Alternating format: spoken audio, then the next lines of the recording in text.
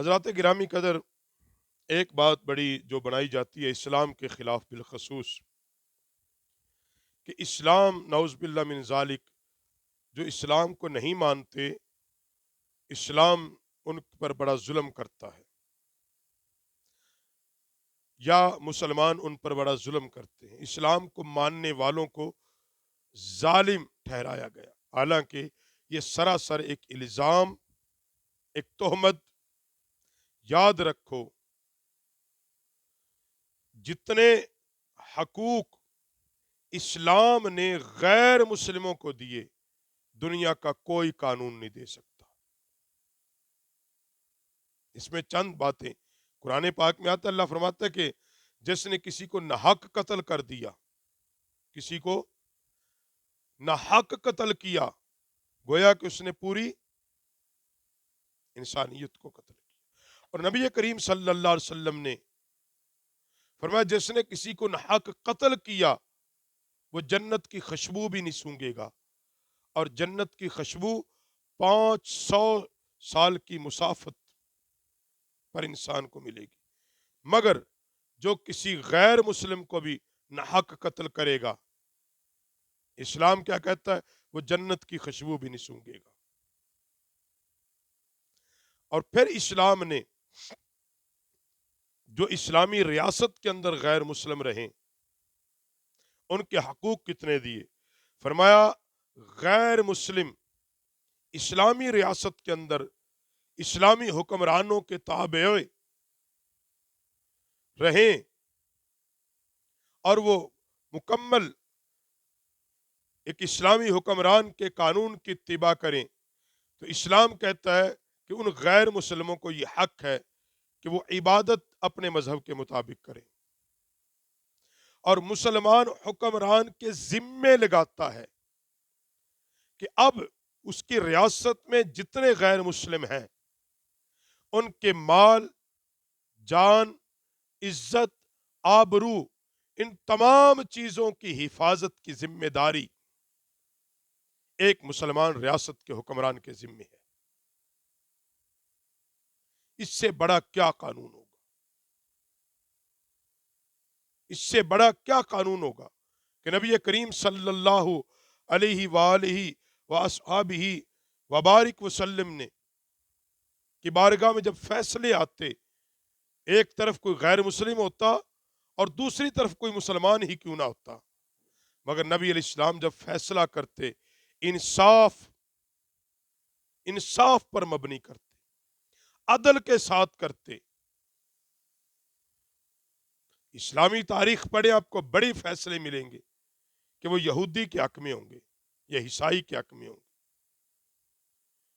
حالانکہ مسلمان یہ تقاضا کر رہا تھا کہ شاید میرے حق میں ہو جائے، مگر میرے نبی علیہ السلام نے فرمایا اللہ نے مجھے انصاف اور عدل قائم کرنے کے لیے بھیجا ہے، میں اللہ کی زمین میں عدل قائم کر دوں۔ اس سے بڑی کیا بات ہوگی؟ نبی علیہ السلام کی بارگاہ میں جب کوئی غیر مسلم آتے، حضور علیہ السلام ان کو عزت و توقیر دیتے، ان کی بات کو سنتے، ان کی رہنمائی کرتے۔ آپ قرآن پاک پڑھیں، جا بجا قرآن پاک نے کہا کہ غیر مسلم جب تک امن کے ساتھ رہیں، امن کے ساتھ، شرط یہ ہے کہ اپنے مذہب پر عمل کریں، اپنی کتاب پڑھیں،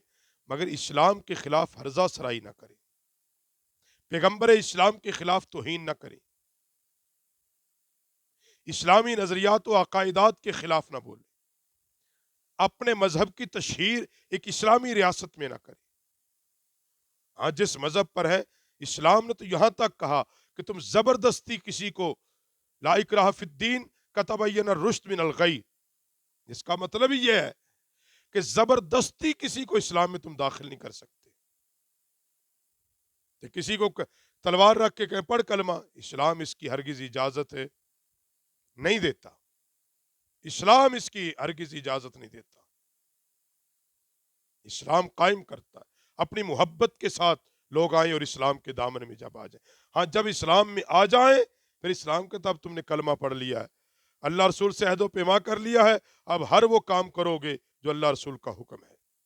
تو اس لیے حضرات بات کرنے کا مقصد یہ ہے، اللہ اور اس کے رسول صلی اللہ علیہ وسلم نے غیر مسلموں کو بھی وہ حقوق عطا کر دیے کہ جو شاید دنیا کا کوئی مذہب نہ دے سکے، دنیا کا کوئی قانون نہ دے سکے۔ دنیا کی تاریخ میں اتنے حقوق آج تک کسی نے نہیں دیے جتنے حقوق نبی رحمت صلی اللہ علیہ وسلم نے اہل مدینہ کے غیر مسلموں کو دیے۔ مکے، اس سے بڑی کیا بات ہوگی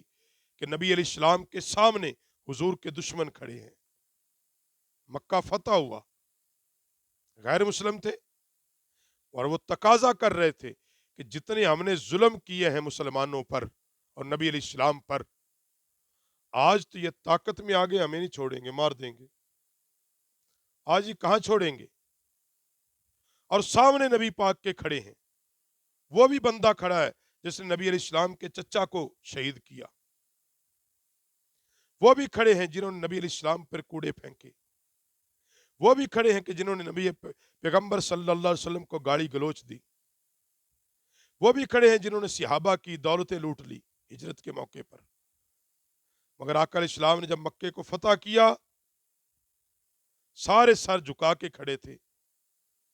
اگر چاہتے تو ان سے بدلہ لیا جا سکتا تھا، مگر میں بات اس حوالے سے کر رہا ہوں کہ غیر مسلم کو بھی کس حد تک میرے نبی علیہ السلام اپنی شفقتوں اور مہربانیوں سے نواز رہے ہیں۔ سارے سر جھکا کے کھڑے، میرے نبی علیہ السلام نے فرمایا لا تثریب علیکم اليوم، کہ جاؤ میرا آج تجھے معاف کر دیا، جاؤ تمہیں معاف کر دیا، تم سے آج کوئی بدلہ نہیں لیا جائے گا، کسی قسم کا کوئی تم سے بدلہ نہیں لیا جائے گا۔ تو اس سے بڑا آپ کو کیا اسلام کے دامن میں، اس سے بڑی کوئی مثال ہے؟ اس سے بڑی آپ کوئی مثال دنیا کے کسی قانون میں نہیں ہے کہ کوئی قوم کسی دوسری دشمن قوم پر قابو پا لے اور پھر انہیں کہہ دو ٹھیک ہے تمہیں چھوڑ دیا گیا ہے۔ تو اسلام بڑا عظیم دین ہے، بس فرق یہ ہے کہ اس کو بیان اس انداز سے نہیں کیا جا رہا، پیغمبر صلی اللہ علیہ وسلم کی سیرت طیبہ کو بیان نہیں کیا جاتا۔ حضور صلی اللہ علیہ وسلم جب حضور علیہ السلام کھانے کی دعوت غیر مسلموں کو بھی دے دیتے تھے، ایسی روایات بھی ملتی ہیں، اور نبی علیہ السلام ہمیشہ عفو درگزر ان لوگوں سے کرتے۔ اس سے بھی بڑی کوئی بات ہوگی کہ ایک بندہ ہر روز سورہ لہب پڑھ رہا ہے، ابو لہب حضور کا کتنا بدترین دشمن ہے، حضور نے اس سے پوچھا تو کیوں پڑھتا ہے؟ کہا میں اس کی مذمت کرتا ہوں ہر روز۔ نبی علیہ السلام نے فرمایا میری موجودگی میں نہ پڑھا کر، میری موجودگی میں نہ پڑھا کر، میرے خاندان کا تھا، حالانکہ غیر مسلم ہے، حضور کا بدترین دشمن ہے۔ حضور پر کتنے ظلم نہیں کیے غیر مسلموں نے، کہیں بتا دے نبی علیہ السلام نے کوئی بد دعا کی ہو؟ نہیں کی نا۔ جب ہاتھ اٹھائے اللہ اس قوم کو ہدایت دے دے، ہدایت دے دے۔ منافق ابی بن خلف، اسلام کا بدترین دشمن، جب فوت ہو گیا اس کے بیٹے آ گئے، میرا باپ کہہ کے گیا تھا کہ محمد اپنا کرتا مجھے دے، نبی علیہ السلام نے اپنا کرتا اس کو دے دیا۔ صحابہ نے عرض کی آقا یہ آپ کا دشمن تھا، اسلام کا بدترین دشمن، یہ منافق اعظم، اس کی وجہ سے ہم نے فلاں فلاں وقت میں نقصان اٹھایا۔ نبی علیہ السلام نے فرمایا مجھے پتا ہے، مگر میرا کرتا اس کو فائدہ نہیں دے گا، مگر اللہ اس کرتے کی برکت سے اللہ اس کی نسلوں کو ایمان عطا کر دے گا۔ تو نبی علیہ السلام نے تو اس کا دل نہیں توڑا، یار میرے پیغمبر نے تو اس قدر اس نے سلوک کیا کہ اس نے سلوک سے متاثر ہو کر لوگ دین اسلام میں قبول آ گئے۔ اس لیے حضرات یہ اسلام پر بہت بڑا ایک الزام ہے کہ مسلمان بڑے ظالم ہوتے ہیں، مسلمان انتہائی نرم دل، نبی پیغمبر صلی اللہ علیہ وسلم کی تعلیم اور اللہ رب العالمین کی جو حکام ہیں وہ غیر مسلموں کو لا تعداد حقوق عطا کرتے ہیں۔